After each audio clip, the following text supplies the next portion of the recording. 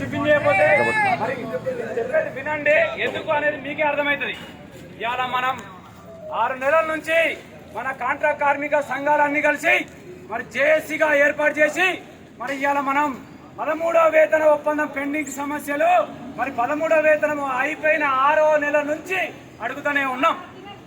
మరి ఏ విధంగా అడుగుతున్నామయ్యా అంటే 13వ వేతనం ఒప్పందం అయిపోయింది, 6 నెలల్లో మీరు స్కిల్డ్ చేస్తామని చెప్పారు. ఇంతవరకు మరి స్కిల్ మ్యాట్రిక్స్ 2 దఫల్లో చేస్తామని చెప్పేసి అగ్రిమెంట్ కాపీలో రాశారు. మరి మీ అందరికి తెలుసో లేదో, మరి మీ అందరికి అగ్రిమెంట్ లో ఏవైతే ఉన్నాయో మరి వాటన్నింటినీ కూడా ఒక్కొక్కటి కూడా నేను ఎక్స్ప్లెయిన్ చేస్తా ఉన్నా. మరి ఆ విధంగా మరి 2 సార్లు స్కిల్ మ్యాట్రిక్స్ రాస్తే మరి ఆయన ఒకసారి చేశాడు, మరి రెండోసారి ఎప్పుడు చేస్తాడని అడుగుతా ఉన్నాం. ఇవాళ 31వ తారీఖు 13వ వేతన ఒప్పందం అయిపోయింది. అదేవిధంగా విఆర్ఎస్ స్కీము మేము ఆల్రెడీ యాజమాన్యాన్ని ఒప్పించాము, మరి స్కిల్ విఆర్ఎస్ స్కీము మేము ఇంప్లిమెంటేషన్ చేస్తాం అని చెప్పేసి ఆ రోజు అగ్రిమెంట్లో రాయడం జరిగింది. కానీ ఇంతవరకు మరి విఆర్ఎస్ స్కీము ఇంప్లిమెంటేషన్ అవ్వాల. ఇవాళ మనం చూస్తా ఉన్నాం, గేట్ కార్డుకి వాళ్ళ వయసు వచ్చేసి 70 సంవత్సరాలు ఉంది, కానీ ఆధార్ కార్డులో మాత్రం ఇంకా 55 సంవత్సరాలే ఉంది. అయితే ఇంకా 5 సంవత్సరాలు సర్వీస్ చేయాల్సిన సర్వీస్ కంపెనీలో ఉంది. మరి అన్ఎక్స్పెక్టెడ్ గా ఆ కాంట్రాక్ట్ కార్మికుడికి ఏదైనా అనారోగ్యం కారణాల వల్ల ఇంటికాడ ఉంటే మరి అలా విఆర్ఎస్ స్కీమ్ అనేది మరి ఇవ్వాలి కదా అని చెప్పేసి మేము అడుగుతా ఉన్నాం. ఇవాళ మన కాంట్రాక్ట్ కార్మికులందరూ ఆ సిచ్యువేషన్ లో 30 మంది ఇంటికాడ ఉన్నారు. మనం అడిగాం, మీరు విఆర్ఎస్ స్కీమ్ 13వ వేతన ఒప్పందంలో రాశారు కదా, మరి ఆ 30 మందికి విఆర్ఎస్ స్కీమ్ ఇప్పించండి అని అడిగాం. అడిగితే మేము కరిటియా పెడుతున్నాము, మరి 4-5 రోజుల్లో చేస్తామని చెప్పేసి ఆ రోజు చెప్పడం అయింది. మరి ఇంతవరకు కూడా ఎందుకు చేయలేదని చెప్పేసి నేను అడుగుతా ఉన్నాను. ఈ విధంగా మనం అప్పటి నుంచి అడిగినా కానీ మరి ఆయన ఇంతవరకు ఒక సమాధానం కూడా చెప్పలే. కాకపోతే మనం రిలే నిరాహార దీక్ష చేస్తూ ఉంటే మరి నిన్న వచ్చాడు, మాకు ఫోన్ చేశాడు, మొన్న ఫోన్ చేశాడు, మేము హైదరాబాద్ నుంచి వస్తున్నాము, హైదరాబాద్ నుంచి వచ్చి మరి మీతో మాట్లాడతాం మేము అని చెప్పాడు. మరి వచ్చి ఏం చెప్పాడు అంటే, నేను అరటిపండు తీసుకొచ్చాను, క్యాంటీన్లో అరటిపండు తీసుకొచ్చానని చెప్పాడు, క్యాంటీన్ ఏసీ చేశానని చెప్పాడు. మరి అదేవిధంగా బేబీ రోల్ ఇస్తానని చెప్పాడు, డ్రమ్ములు ఇస్తానని చెప్పాడు. మరి అవన్నీ మనకు దేనికన్నా ఉపయోగపడతాయా అని అడుగుతా ఉన్నాను సోదరులారా. మనకు క్యాంటీన్లో అరటిపండు పెట్టిండు వాస్తవమే, కాదనట్లే. మరి ఏసీ చేశాడు, మనం కూర్చొని తినడానికి ఏసీ చేశాడు. మరి అదేవిధంగా వాటన్నింటి చేసినట్టు మరి స్కిల్ మ్యాట్రిక్స్ ఎందుకు 2వ దఫా ఇంప్లిమెంటేషన్ చేయలేదు, విఆర్ఎస్ స్కీమ్ ఎందుకు ఇంప్లిమెంటేషన్ చేయలేదు అని చెప్పేసి మనం అడుగుతా ఉన్నాం. మరి కాంట్రాక్ట్ కార్మిక సోదరులారా, ఇవాళ మనము ఇప్పుడు ఒక కాంట్రాక్ట్ కార్మికుడు ఎంప్లాయ్ ప్లేస్ లో పనిచేస్తా ఉంటే మరి ఆ ప్లేస్ లో ఆ కాంట్రాక్ట్ కార్మికుడికి స్కిల్డ్ వేతనం ఇవ్వాలని చెప్పేసి మనం ఎప్పుడు అడిగాం. మరి ఆ సందర్భాలు ఉన్నాయని అడుగుతా ఉన్నా నేను. ఇవాళ ఒక పెద్ద మనిషి అడిగిండు, నేను జాయిన్ అయినప్పుడు స్కిల్లో జాయిన్ అయినా ఈ రోజు వరకు నాకు స్కిల్డే వస్తుంది అని. నేను అన్నాను, 2015లో మనకు సీనియర్ వెయిటేజీ ఒక ప్యాకేజ్ ఇచ్చారు నందకుమార్ గారు. 5 సంవత్సరాలు సర్వీస్ చేస్తే 20 రూపాయలు, 5 నుంచి 10 సంవత్సరాలు సర్వీస్ చేస్తే 25 రూపాయలు. మరి ఆ పైకి అలా విధంగా పెంచుకుంటూ పోయారు. మరి దాన్ని ప్రతి అగ్రిమెంట్ లో వాళ్ళు రివైజ్ చేసి ఎందుకు రాయట్లేరా అని అడుగుతా ఉన్నా.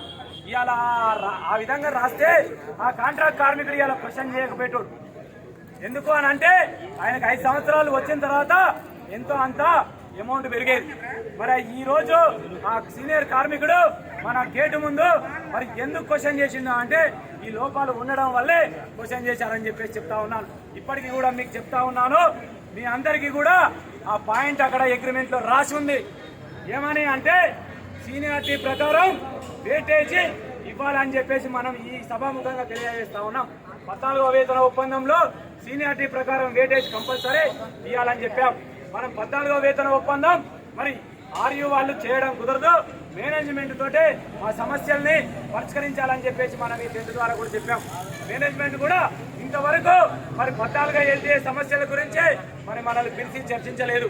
మరి నిన్న వచ్చే మన గేటు దగ్గర కూడా మరి ఆయన మేమేం చెప్పామంటే సోమవారం రోజు జనరల్షిప్ లో గేట్ మీటింగ్ చేయండి, మరి మా కాంట్రాక్ట్ కార్మికులందరికీ కూడా తెలియజేయాలి, కాబట్టి మీరు ఒక రోజు మరి జనరల్షిప్ లో మీటింగ్ చేయమని చెప్పాం. మమ్మల్ని మేము చేసే కార్యక్రమాలని ప్రతిదీ కూడా ప్రశ్నిస్తా ఉన్నారు. ఎన్ని రోజులు ఏం చేశారు, ఏం జరిగింది, ఇవన్నీ క్వశ్చన్ చేస్తా ఉన్నారు. కాబట్టి మీరు వచ్చి జనరల్షిప్ గేట్ మీటింగ్ చేయమని చెప్పాం. చెప్తే మేము ఇవాళ రాత్రికే మళ్ళీ హైదరాబాద్ పోతా ఉన్నాం. హైదరాబాద్ పోతాం. హైదరాబాద్ పోయిన తర్వాత ఏమైనా సమాచారం ఉంటే మీకు చెప్తామన్నారు. అక్కడ సమాచారం లేదు, ఏమీ లేదు. మనకు వాళ్ళు ఇచ్చిన చార్ట్ ఆఫ్ డిమాండ్స్ మనం అడిగాం ఒకటే, ఏమని అంటే మీరు 23 చార్ట్ ఆఫ్ డిమాండ్స్ ఇచ్చారు, ఒక్కొక్క దాన్ని ఎంతవరకు మీరు మాట్లాడారు అని చెప్పేసి అడిగాం. ఒక పాయింట్, ఫస్ట్ పాయింట్ ఉంటే అది ఎంత పర్సెంటేజ్గా మాట్లాడారు, 10% మాట్లాడారా, 90% మాట్లాడారా అని చెప్పేసి 23 పాయింట్లు మరి మీరు ఏ విధంగా మాట్లాడారా అని చెప్పేసి అడిగితే వాళ్ళు ఏం చెప్పారా అంటే మేము 23 పాయింట్లు వాళ్ళకి చదివి వినిపించాము తప్ప వాళ్ళు మాకు రిటర్న్ సమాధానం చెప్పలేదని చెప్పారు. మరి 23 పాయింట్లు చదివి వినిపిస్తే మరి వాళ్ళు ఈ 5 రోజుల్లో మరి ఆ 23 పాయింట్లని ఎంతకి కన్క్లూజన్ చేస్తానని అడుగుతా ఉన్నా నేను. ఒక పాయింట్ ఒక రోజు చొప్పున మాట్లాడినా 23 పాయింట్లు 23 రోజులు అవుతాయి. అంటే వేతన ఒప్పందం ముగిసిపోయిన తర్వాత కూడా ఈ కాలం గడిచిపోతూ ఉంటుంది అని చెప్పి నేను చెప్తా ఉన్నాను. కాబట్టి కార్మిక సోదరులారా, అక్కడ జరిగేది మనకు ఏమీ తెలియట్లేదు. కాబట్టి మీరందరూ కూడా మీరు మాకు తోడుండి మేము చేసే కార్యక్రమాలకి మరి మా వెనక ఉండి నడిచి మేము చెప్పేదానికి మీరు ప్రతిదీ కూడా ఆలోచన చేసి కాంట్రాక్ట్ కార్మికుల్లో కూడా మౌత్ టు మౌత్ వస్తా అంటే పోతా అంటే మాట్లాడండి. మీకు సమస్యలు ఏముంటే మమ్మల్ని అడగండి. ఇప్పుడు ఉదాహరణకి బోనసే తీసుకుంటే మనకు బోనస్ ఏ విధంగా రావాలి అని చెప్పేసి మీరు ఎప్పుడైనా ఒకసారి గమనించుకున్నారా సోదరులారా? మనకు వచ్చే బోనస్ 9,000 రూపాయలు ఏ విధంగా లెక్క కడుతున్నారు, ఏ విధంగా 9,000 రూపాయలు వస్తాయి అని చెప్పేసి మీరు ఆలోచిస్తే ఇవాళ ఒక కాంట్రాక్ట్ కార్మికుడికి మరి మినిమం వేజ్ మరి 15,000 రూపాయలు బేసిక్ అయితే 15,000 రూపాయల మీద మనకు 12% బోనస్ ఇవ్వాలి. ఆ విధంగా లెక్క కడితే 21,000 రూపాయలు వస్తాయి. మరి 21,000 రూపాయలు మరి మనకు బోనస్ వస్తుందా అని చెప్పేసి నేను అడుగుతా ఉన్నాను. మరి దీనన్నీ మీరు ఎందుకు ఖండించట్లేదు? మీరు ఎందుకు అవగాహన చేసుకోగలిగారు? ఇలా మనకు చట్టాలు ఉన్నాయి, మీరు కొట్టండి, యూట్యూబ్లో కొట్టండి, లేకపోతే మన లేబర్ డిపార్ట్మెంట్ అనే ఒక సైట్ ఉంటుంది, ఆ సైట్లో కొట్టండి. మనకు చట్టాలు ఉన్నాయి. ప్రతి ఇప్పుడు కాదు చేసింది, ఎప్పుడో కొన్ని మరి 50-60 సంవత్సరాల క్రితం చట్టాలు చేసా ఉన్నాయి. ఆ చట్టాలను కూడా చదవండి, మీరు చూడండి, యూట్యూబ్లో వినండి. వాటన్నింటినీ తీసుకొచ్చి మా దగ్గర ప్రశ్నించండి. మేము మీతో గొంతుకు వెళ్ళి వాళ్ళ దగ్గర ప్రశ్నిస్తామని చెప్పేసి నేను సభాముఖంగా తెలియజేస్తా ఉన్నాను. అదేవిధంగా కాంట్రాక్ట్ కార్మిక సోదరులారా, మరి ఇవాళ పర్మనెంట్ ఉద్యోగాలకు వస్తే మరి ప్రతి వేతన ఒప్పందంలో మరి కాంట్రాక్ట్ ఎంప్లాయీస్ని మరి వాళ్ళు సరెండర్ చేస్తూ వస్తూ ఉన్నారు.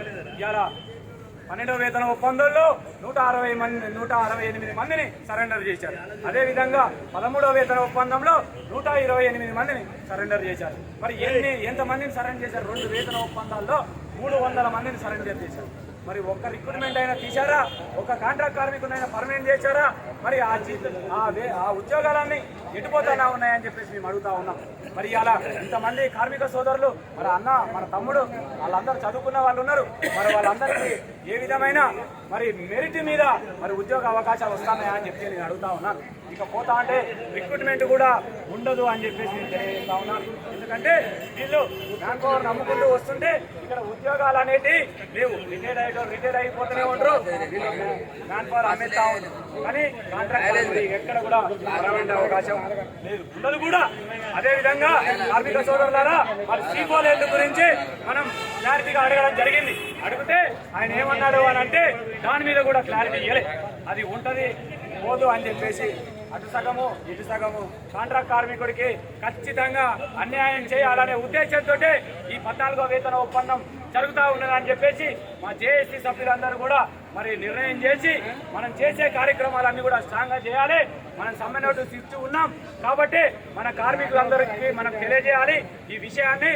మరి తెలియజేసి మనం యాజమాన్యంతో మనం ప్రత్యేక వేతన ఒప్పందం చేసుకోవాలి ఈ సభ మరి అని తెలియజేయడం జరిగింది. కావున కాంట్రాక్ట్ కార్మిక సోదరులారా, నేను చెప్పేది ఒకటే, మరి ఆర్యూ కాకుండా మనం మేనేజ్మెంట్ తోటి ఫైట్ చేసి మరి మేనేజ్మెంట్ తోటి కూర్చొని మన దగ్గర ఇక్కడే మరి చర్చలు జరపాలని చెప్పేసి మన గేటు దగ్గరే మనతో మాట్లాడి 14వ వేతన ఒప్పందం చేయాలని చెప్పేసి నేను ఈ సభాముఖంగా తెలియజేస్తా ఉన్నాం.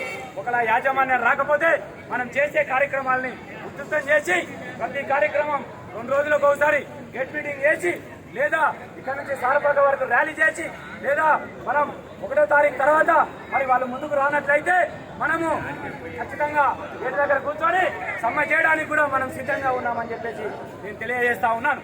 కార్మిక సోదరులారా, మీరందరూ ఒకటే గమనించుకోవాల్సింది, ఇవాళ ఏదో టిఫిన్ కోసమో మరి టీ కోసమో 10 నిమిషాలు లోపలికి పోతే మన భవిష్యత్తు ఇవాళ అగ్రిమెంట్ 4 సంవత్సరాల కాలంలో మన నిత్యావసర వస్తువులు ఏ విధంగా పెరుగుతాయో మీరు చూసుకోండి సోదరులారా.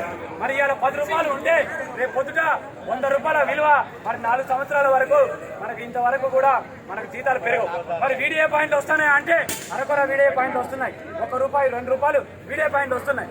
మరి అక్కడ ఉన్న మరి ట్రేడ్ యూనియన్ నాయకులు కూడా అమ్ముడుపోయి జీవోలు చేయకుండా, మరి మినిమం వేజులు చేయకుండా, 15 సంవత్సరాల నుండి మినిమం వేజులు చేయకుండా కాంట్రాక్ట్ కార్మికులని అన్యాయం చేస్తూ ఉన్నారు. మరి వీటన్నింటినీ కూడా మనం ఈ విలే నిరాహార దీక్ష ద్వారా అటు ప్రభుత్వానికి ఇటు యాజమాన్యానికి ఉన్న ఆర్యుకు ఒకటే నేను చెప్పేది ఒకటే, కాంట్రాక్ట్ కార్మికులని వాళ్ళ యొక్క ఉసురు తగులుతుంది, ఖచ్చితంగా కాంట్రాక్ట్ కార్మికులకు న్యాయం చేయాలి అనే ఉద్దేశంతో మనం ఇవాళ ఒక జేఏసీ వేసి ఆ జేఏసీని మనం ముందుకు తీసుకుపోతా ఉన్నాం. కాబట్టి మీరందరూ సపోర్ట్ చేయండి. ఎవరికి వాళ్ళు ఒకరిని పడితే ఒకరు వాళ్ళు పోయారని వీళ్ళు పోయారని మరి కించపరచుకోకుండా మీ అందరూ కూడా మీ సహకారం ఎంతో అవసరం.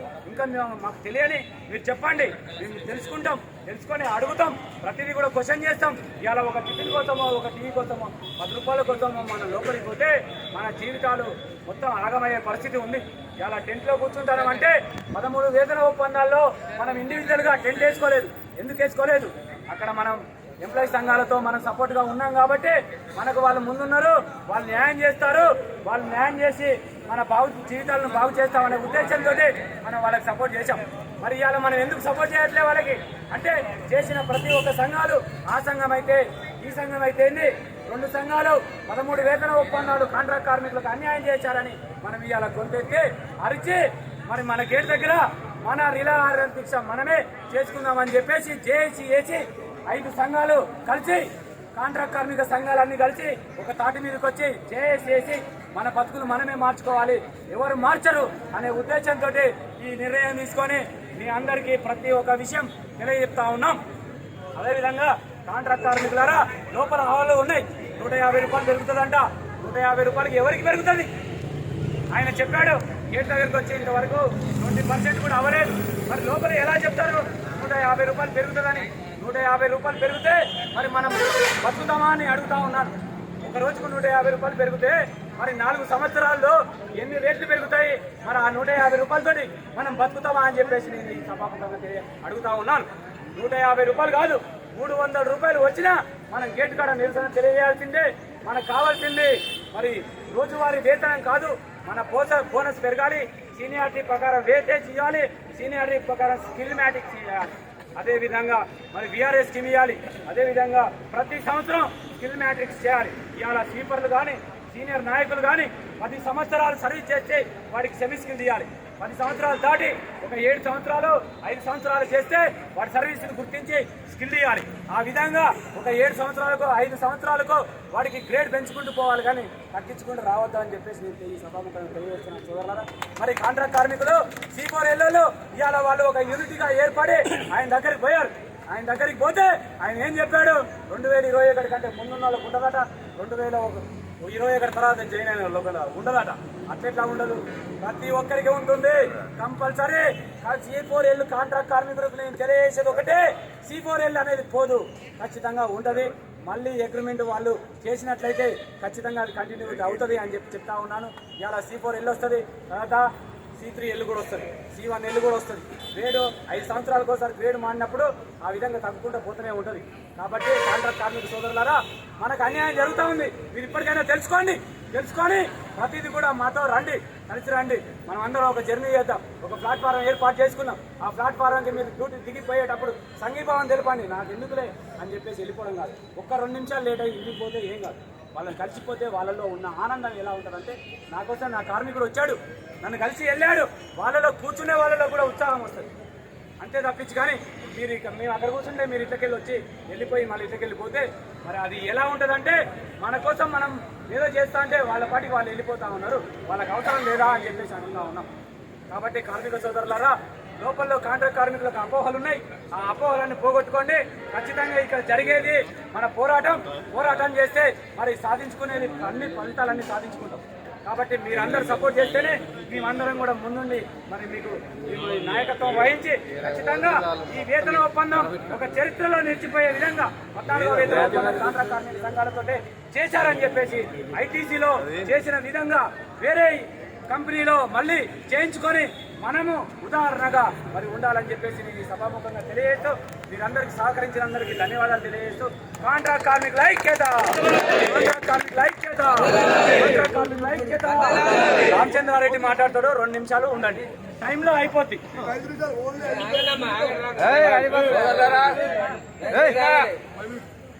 ఆర్యూఆర్ రెడ్డి దగ్గరకు వచ్చి 14వ వేతన ఒప్పందంలో ఏం జరుగుతుందో చెప్పారు. మన